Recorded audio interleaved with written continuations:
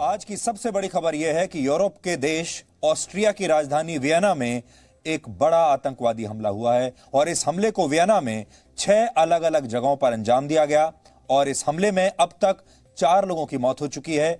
मरने वालों में 2 पुरुष और 2 महिलाएं शामिल हैं। वियना की पुलिस ने हमला करने वाले एक आतंकवादी को भी मार गिराया है। घायलों की संख्या 15 है, जिनका वियना के अलग अलग अस्पतालों में इस समय इलाज चल रहा है और इनमें से कम 7 घायलों की स्थिति गंभीर बनी हुई है। आशंका है कि इस हमले में 1 से ज्यादा आतंकवादी शामिल थे और वियना की पुलिस अब तक कम से कम 4 संदिग्धों को गिरफ्तार कर चुकी है। पुलिस को हमले में कुछ और लोगों के भी शामिल होने की आशंका है, जिनकी तलाश की जा रही है। ऑस्ट्रिया के गृह मंत्री ने देश के नागरिकों से कहा है कि लोग अपने घरों में रहें, घरों से बाहर ना निकलें और अगर कोई बहुत जरूरी काम हो तभी वो अपने घरों से बाहर निकलें। ये एक बहुत बड़ी बात है। ऑस्ट्रिया की सरकार ने भी इसे एक इस्लामिक आतंकवादी हमला माना है। ये बड़ी बात ये भी है, इस्लामिक आतंकवादी हमला ये है वहां की सरकार के मुताबिक। और ऑस्ट्रिया के चांसलर सेबेस्टियन कर्ज ने यह कहा है कि यह उनके देश के लिए एक बहुत मुश्किल समय है, लेकिन वो हार नहीं मानेंगे और आतंकवाद के खिलाफ लड़ाई जारी रखेंगे। समय के हिसाब से अगर देखें तो भारत ऑस्ट्रिया से 4.5 घंटे आगे है। यह हमला ऑस्ट्रिया के समय के मुताबिक, लोकल समय के मुताबिक कल शाम 7:30 बजे हुआ था, यानी तब भारत में रात के 12 बज रहे थे।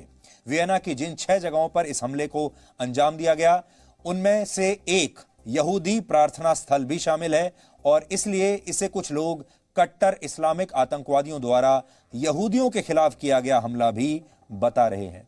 इस समय आप जिस आतंकवादी की तस्वीर देख रहे हैं, उसने पुलिस पर भी हमला किया।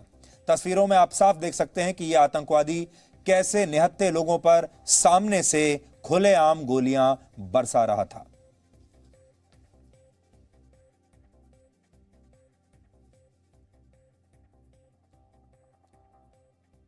ये जो तस्वीर आप देख रहे हैं, ये सीसीटीवी की तस्वीरें हैं और सोशल मीडिया पर इस आतंकवादी हमले की और भी कई तस्वीरें इस समय वायरल हैं और उन्हीं में से एक तस्वीर ये भी है जिसे आप देख रहे हैं, जिसमें आतंकवादी एक खुली सड़क पर लोगों के ऊपर गोलियां बरसा रहा है। कहा जा रहा है कि इस वीडियो में आतंकवादी जिन 2 लोगों पर गोली चला रहा है, ये दोनों पुलिसकर्मी हैं।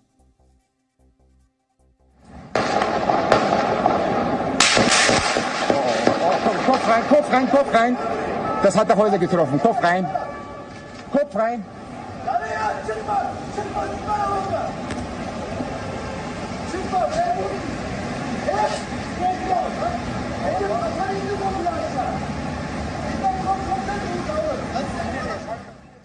आपको आज इस हमले की तस्वीरें देखकर मुंबई का 26/11 का हमला याद आ गया होगा और इस आतंकवादी को देखकर आपको अजमल कसाब की याद आ गई होगी।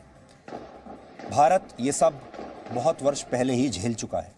कोरोना वायरस का संक्रमण रोकने के लिए ऑस्ट्रिया में कल आधी रात से एक बार फिर से लॉकडाउन शुरू हो गया है और वियना के लोग इस लॉकडाउन के लागू होने से पहले बड़ी संख्या में सड़कों पर निकले हुए थे और लोग अपने दोस्तों और रिश्तेदारों के साथ समय बिता रहे थे, पार्टी कर रहे थे और उन्हें लग रहा था कि इससे पहले कि लॉकडाउन शुरू हो वो जहां भी जाना चाहते हैं, जिससे मिलना चाहते हैं, वो सब कर सकें।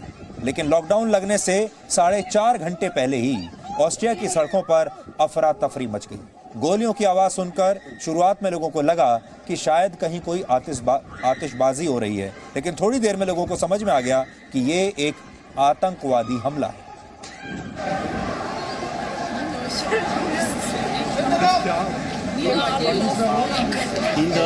Was ist passiert? Was war da? Einer hat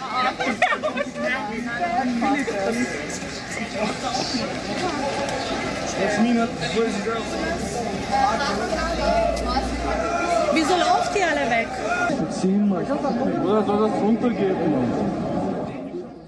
इस हमले के बाद यहूदी प्रार्थना स्थल के पास करीब 1000 पुलिस वाले इकट्ठा हो गए और उन्होंने आतंकवादियों को घेरने की कोशिश की।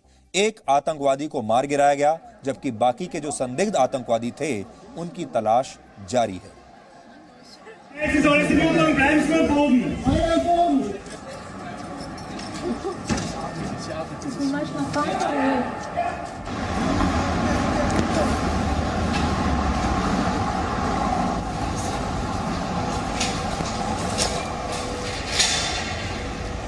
Vega geht gerade runter.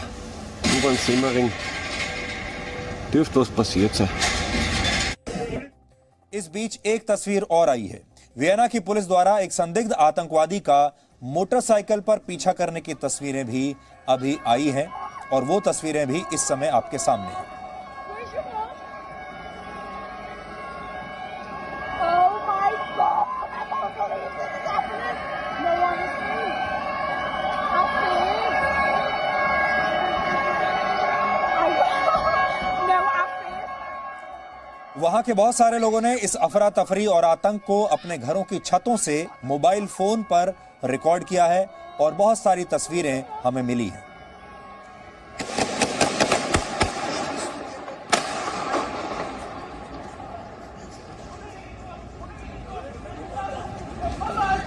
कैमरे में कैद कर दिया। Die haben wir schon. Da ist er. Geh rein.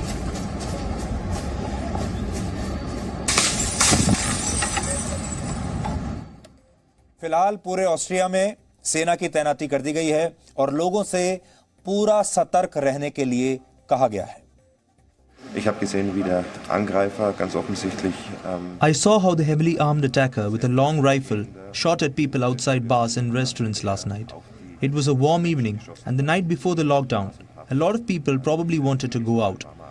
I don't think there were as many people out as the previous night, but the attacker was aiming at them. wirklich so viele Menschen da waren wie in der Nacht zuvor, glaube ich nicht. Also es war आपको याद होगा पिछले गुरुवार को ही France में Paris के पास नीस शहर में भी आतंकवादी हमला हुआ था ऐसे ही, जिसमें 3 लोग मारे गए थे और फर्क सिर्फ इतना था कि फ्रांस में हमलावर के हाथ में चाकू था और वो लोगों का सिर कलम कर रहा था, जबकि वियना के आतंकवादी के हाथ में राइफल और गन्स थी और वो लोगों पर अंधाधुंध फायरिंग कर रहा था। सोच वही है, नारा वही था, बस हथियार अलग है।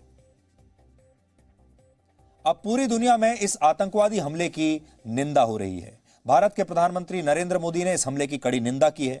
कहा है कि इस मुश्किल घड़ी में भारत ऑस्ट्रिया के साथ खड़ा है।